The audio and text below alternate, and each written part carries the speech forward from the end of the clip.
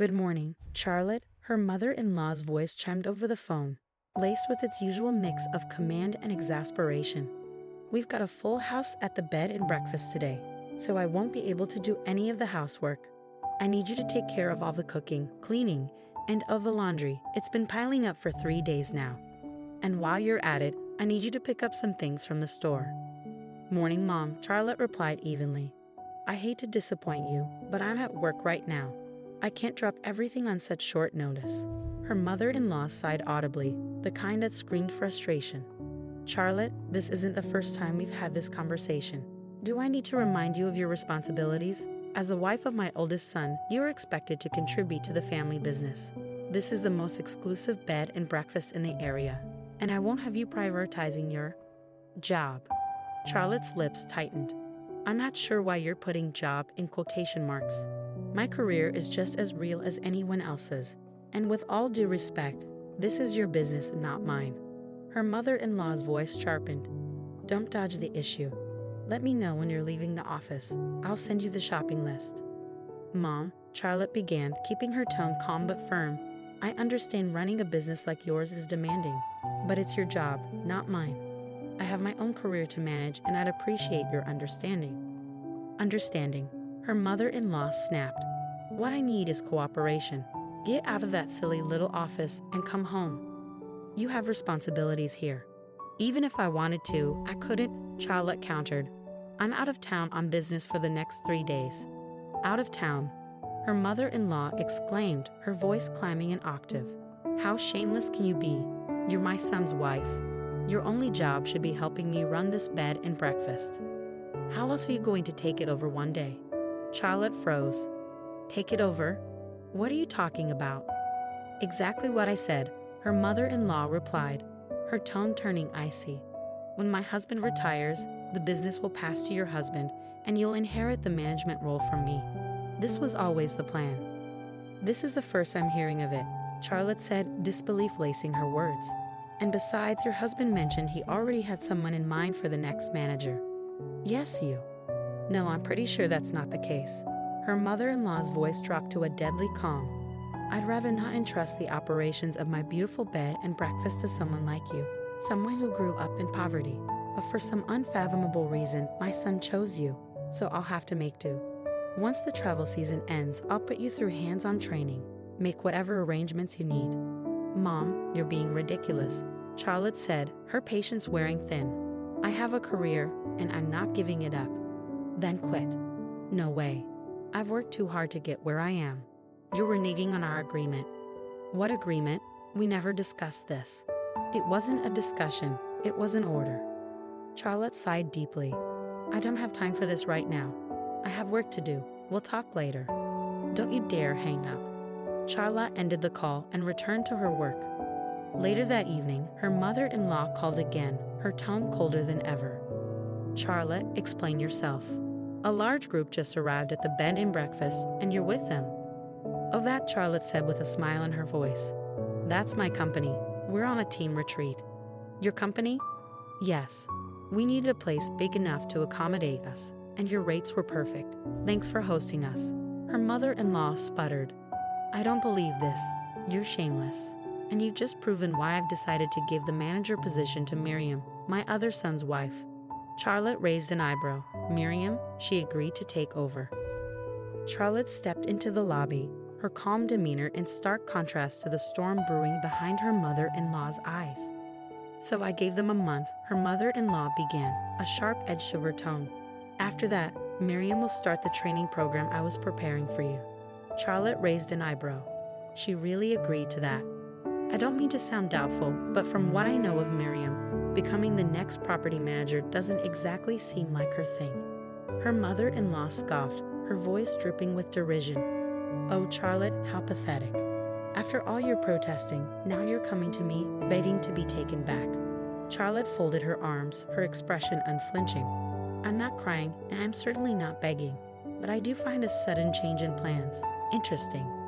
Did you really think, her mother-in-law sneered, that someone as unsophisticated as you, with your troubled upbringing, could ever manage a property as luxurious as this, bringing your little group here for an employee vacation?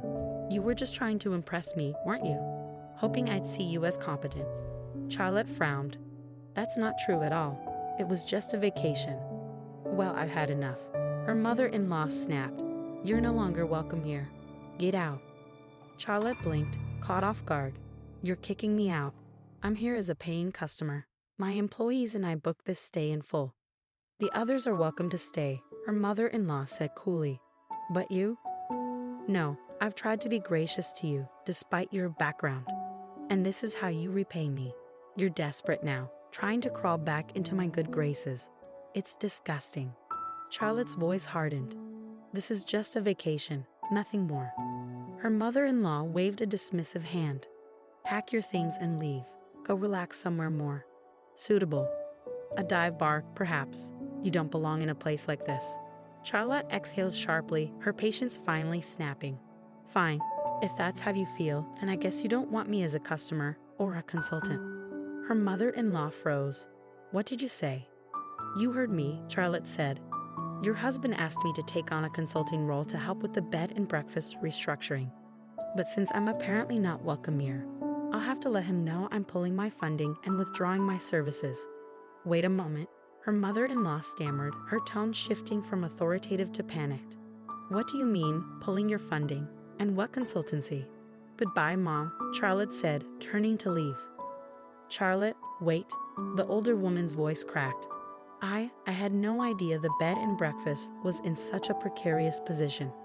Charlotte stopped but didn't turn around. So I take it you finally talked to your husband? Yes, her mother-in-law admitted, the fight draining from her voice. Why didn't you tell me you're the CEO of the consulting firm founded by your grandfather? And about Miriam, she didn't agree to work with me. She quit her job to start her own company. Charlotte turned back, her expression unreadable. I did tell you what I did for a living. You must have forgotten. And yes, Miriam has her own plans, ones that don't involve managing your bed and breakfast. Her mother-in-law's shoulders sagged. Your husband told me the restructuring funds were coming from your family and Miriam's, and that your firm would oversee the new sales strategy. Charlotte gave a small nod. Correct. That's why my employees and I were here, to assess the property and develop a plan. But since you threw me out before I could even settle in, neither goal was accomplished. The older woman's face crumpled. Charlotte, listen, can't we just put this behind us? Forget this little misunderstanding. Please continue with the funding and consulting as planned. Charlotte studied her mother-in-law for a long moment. That's not my decision to make. It's up to your husband. Has he told you anything? Yes, she said hesitantly. He said if you were willing to forgive my behavior, he would proceed with the plan. Charlotte nodded slowly. I see. Then you know where we stand. This is a business matter, and I'll do what's best for my company. Charlotte faced her mother-in-law, whose composure was unraveling rapidly. So I can't give you a firm answer right now, Charlotte said, her tone measured. I'll need to meet with your husband in a professional context to discuss this further. My decision will depend on the outcome of that discussion. Her mother-in-law's voice trembled. We'll agree to your terms, anything you want. Just please, Charlotte, you have to help us. You have to save my beautiful bed and breakfast. A sharp voice interrupted them. Charlotte, what's going on here? Why am I being forced out of my position as property manager? I won't stand for this. Charlotte turned to see the owner herself, red-faced and indignant. Complaining to me won't change anything, Charlotte replied evenly. But you made my resignation a condition of your agreement to provide funding and consulting services. The woman snapped. That means this is your doing. You're responsible.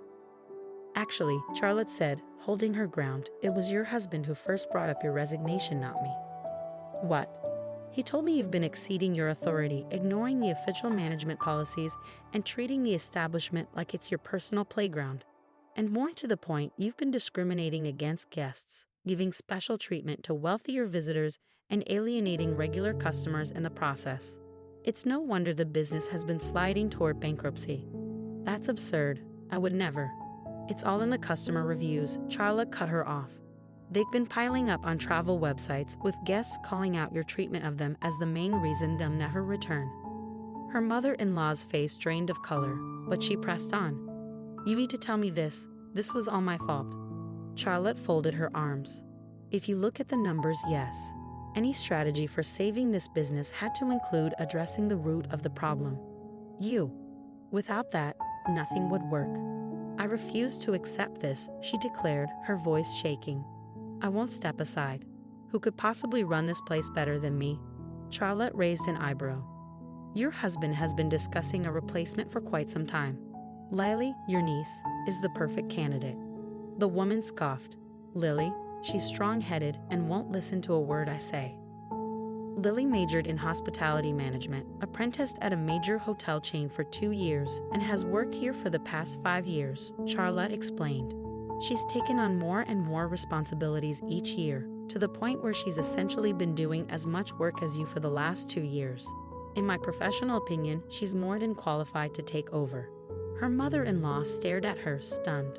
No, never. If Lily takes over, my husband said I'd be reduced to working as a maid. I couldn't bear the humiliation. Charlotte's tone softened slightly but remained firm. What's more humiliating, working as a maid or continuing to drive this business into the ground because you refuse to change? The choice is yours, but understand this, your husband, as the owner, has the final say. Her mother-in-law's shoulders slumped.